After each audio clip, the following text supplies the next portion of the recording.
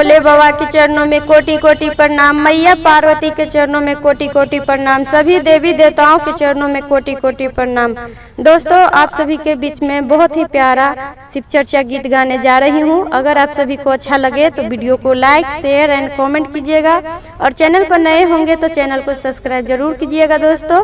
डर लागे गौरा डर लागे,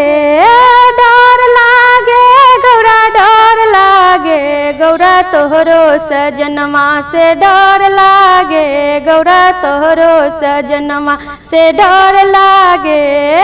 डर लागे गौरा डर लागे,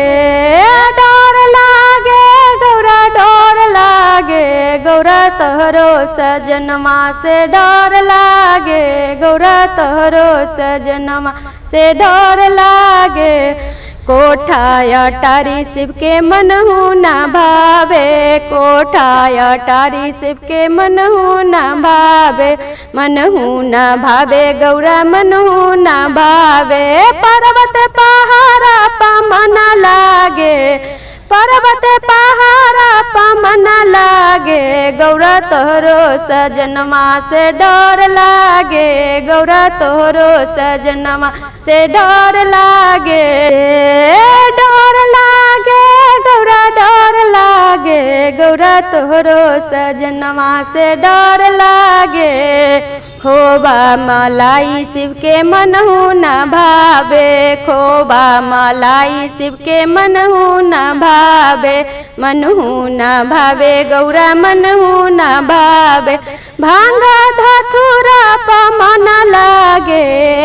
भांग धतूरा पमन लागे, गौरा तोहरो सजनमा से डर लागे, गौरा तोहरो सजनमा से डर लागे, हे डर लागे गौरा डर लागे, डर लागे गौरा डर लागे, गौरा तोहरो सजनमा से डर लागे, गौरा तोहरो सजनमा से डर लागे। सल्ला दो सल्ला शिव के मनहु न भावे, सल्ला दो सल्ला शिव के मनहु न भावे, मनहु न भावे गौरा मनहु न भावे, मिर्गा के छाला पमान लागे, मिर्गा के छाला पमान लागे, गौरा तोहरो सजनमा से डर लागे, गौरा तोहरो सजनमा से डर लागे, डर लागे गौरा डर लागे, डर लागे गौरा डर लागे, गौरा तोहरो सजनमा से डर लागे, गौरा तोहरो सजनमा से डर लागे।